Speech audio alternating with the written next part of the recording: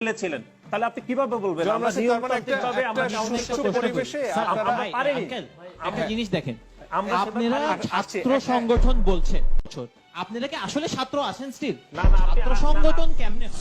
তো রানিং ছাত্র দিয়ে যদি আপনাদের ছাত্র দল তৈরি না হয়, তাইলে কেমনে প্রতিনিধিত্ব করবে? মানে নিয়মিত সাপোজ ফরহাদ ভাই আছেন, উনি বলেন আমি ছাত্র, সাপোজ আমি ওনাকে অ্যাকচুয়ালি ছাত্র ওনাদেরকে আমি মানে হিসেবে বলছি না, আমি আপনাদেরকে সরাসরি কোনো আক্রমণ করছি না, কিন্তু আমার এটা ব্যক্তিগত প্রশ্ন যে আমি আপনাকে অ্যাকচুয়ালি ভাই বলে সম্বোধন করব নাকি আমি অ্যাকচুয়ালি আপনাকে স্যার বলে সম্বোধন করব? আমার এটা মিডল স্টেজে আপনাকে সম্বোধন করতে হচ্ছে। তো আপনারা যদি বিষয়টা আগে ক্লিয়ার করেন যে আপনারা অ্যাকচুয়ালি ছাত্র কি না, এবং আমরা এরকম একটি মার্জিমের মধ্যে গিয়েছি, এরকম আওয়ামী লীগ রেজিমের মধ্যে দিয়ে বড় হয়েছি।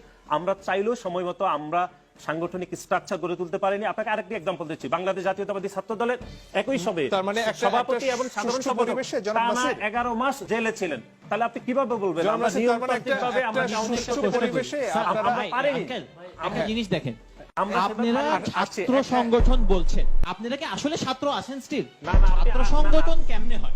যদি আপনি ছাত্রই না- না থাকেন আপনারা, আপনি রানিং আমার কথা- ছাত্রদের দাবি তো রানিং ছাত্ররাই বলবে। সুষ্ঠু পরিবেশে কি নিয়মিত শিক্ষার্থীদের দিয়ে করার পরিকল্পনা না, আপনাদের অবশ্যই আছে? আমাদের পরিকল্পনা রয়েছে।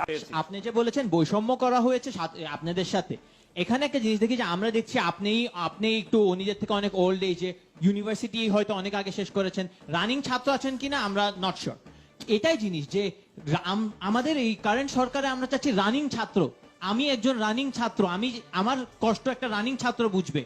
আজকে আমাদের দেশের এডুকেশন কারিকুলাম, এনসিটিবি কারিকুলামকে বিদেশে বেশি মূল্য দেওয়া হয় না, এটা আমার মতনই একজন ছাত্র বুঝবে। তিনি গভর্নমেন্টকে বলতে পারবেন যে এনসিটিবি কারিকুলামকে কিভাবে ইমপ্রুভ করতে হবে। আমাদের আশেপাশে Indian curriculum, even Nepali curriculum, ওগুলাকে অনেক বেশি প্রায়োরিটাইজ করে বিদেশি ইউনিভার্সিটিজ। ইউকেতে আমি যদি বলি আমি এনসিটিবি কারিকুলামের, ওরা বলবে তোমাকে তো আমরা নিবই না, স্কলারশিপ দূরের কথা। আমেরিকা এনসিটিবি কারিকুলাম থেকে টপ ইউনিভার্সিটিজে যাওয়া ভেরি হার্ড। অলিম্পিয়াড বা বড় কোনো অ্যাচিভমেন্ট না থাকলে ওরা আমাদের গ্রেডস দেখেও না। তো আমার রানিং ছাত্রের কষ্ট কেউ বুঝবে না। তো রানিং ছাত্র দিয়ে যদি আপনাদের ছাত্র দল তৈরি না হয়, তাইলে কেমনে প্রতিনিধিত্ব করবে? মানে নিয়মিত ছাত্র দিয়ে ছাত্রদের রাজনৈতিক সংগঠন হতে পারে, সেটা বোধহয় আপনারা বলছেন। জি, আমি একটা বলতাম, আসছি করবো কিনা আমি